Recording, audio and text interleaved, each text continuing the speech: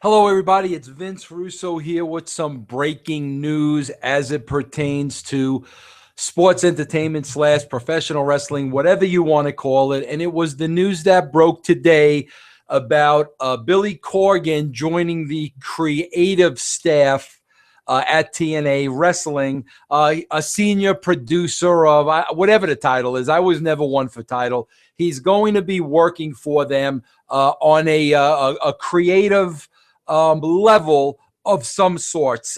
I got to tell you something. I'm gonna tell you how I personally feel about this, because first and foremost, I was surprised by this. I mean, there were reports out there that Corgan had been at TNA headquarters, sometime last week. I know there's been a relationship between Billy Corgan and Dixie Carter over the years. Jeremy Borash is very good friends with Billy Corgan. That goes back a couple of years. So he made the introduction to Dixie Carter. As a matter of fact, Jeremy Borash made the introduction of Billy Corgan to me. And, my two kids, Will and VJ, Will's going to be 28. VJ is going to be 25. But growing up, my kids were huge Smashing Pumpkin fans. They love Corgan. They loved his music.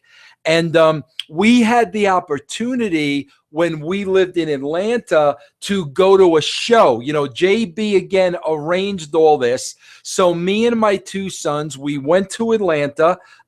Billy gave us, first class treatment. And we literally got to sit down with him for about, maybe an hour before the show in his hotel room. And, my kids really picked his brain, musically. And, at that point, I was really just sitting back and listening to what Billy had to say. And I'll tell you why. Very few times in my life have I been in the presence of people that I would consider genius. And, I'm talking about that artistic genius, just somebody that's on a different level and, has this sixth sense that many of us don't have. And, the more I listened to Billy, this guy was an absolute genius. His thoughts about music and his thoughts about the process of writing and how he wrote. And, I sat back and I listened to him. And, again, I was never a fan of the Smashing Pumpkins. I'm just not that kind of a fan of that kind of music. But, I became a huge fan of Billy Corgan just listening to him. Since that time, him and I have spoken a couple of times. I was close to working one of his shows, in Chicago. I gave him a little bit of feedback on one of those shows when he asked me for some advice. After that, we talked for a while about this show that he was putting together on A&E that was supposed to bring you behind the scenes of professional wrestling. And, to my understanding, that show was signed, sealed, and delivered. Billy was talking to me about, they were shooting the show. They were shooting the pilot. I have no idea what happened, but I know that never came to fruition. So this guy, has an unbelievable mind, has an unbelievable level of creativity that very few people have. So now he's in the mix at TNA. And listen, off the bat, this is a phenomenal coy for TNA. With Destination America now, to be able to promote and advertise Billy Corgan of the Smashing Pumpkins, he's going to be a producer on a creative level. That's all fine and well for TNA. Here's the problem. From my point of view, from a professional point of view, from somebody knows that the TNA system to somebody knows that Billy Corgan. There is a system in place at TNA. That system in place at TNA has been there for a very, very long time. Now, I got to tell you, at times, the system was stifling, to me. And, I'm going to put it to you this way because there's no other way to put it. Every organization, it all starts from the top. How the company run, how areas of the company are mandated. that all starts from the top. And, creative is a portion or a section of a company. How that is run, how that is mandated stems from the top.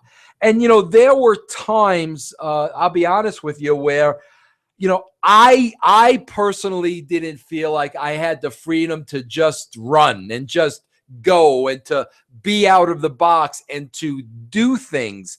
And when you're a very creative person, that's difficult at times, because the last thing you want to feel like is that you're being put into a box.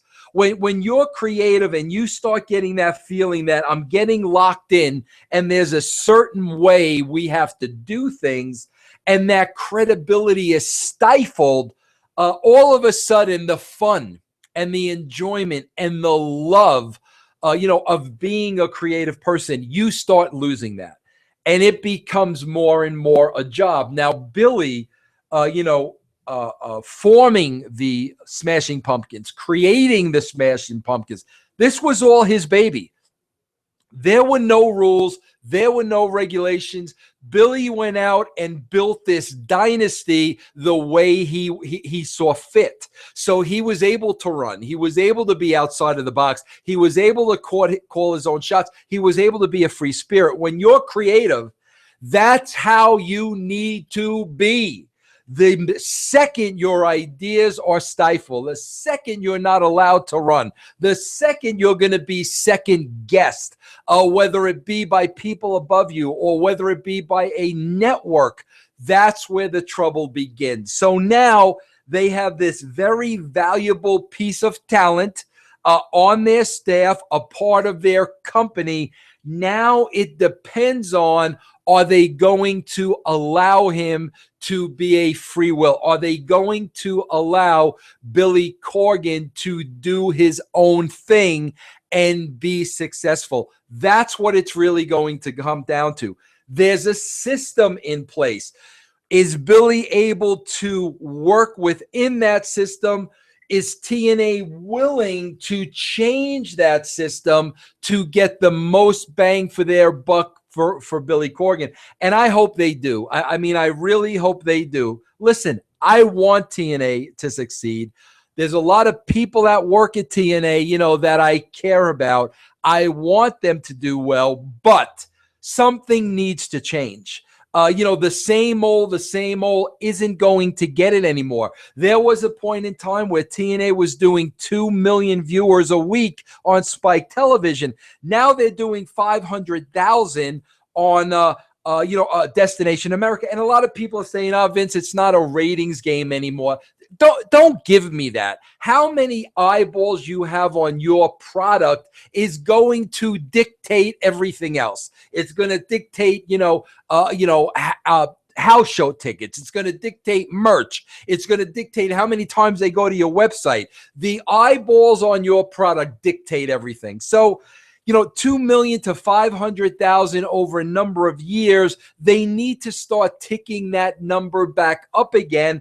And I believe with a creative soul like Billy Corgan, they can make that possible. Also, where the marriage is a good one is, Dixie Carter has talked for years about pulling the curtain back, showing the wrestling fan things they have never seen before.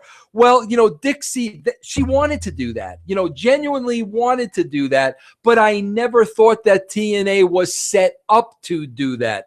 Man-wise, budget-wise, that cost a lot of money and a lot of manpower, and that's where I felt TNA always felt short. Well, like I said, Billy, he developed a series for A&E, which was this exact show. So I'm sure when Billy and Dixie had the conversation, this came up in the conversation, and I'm sure Billy has an idea and a way of how to accomplish this and really bring something new and innovative to TNA that's not the same old, your grandfather's wrestling that we've been seeing, for the last 15 years with no alteration to it, whatsoever. It hasn't evolved. It's been stagnant. You got a guy that can change that, but that guy has got to be allowed to run.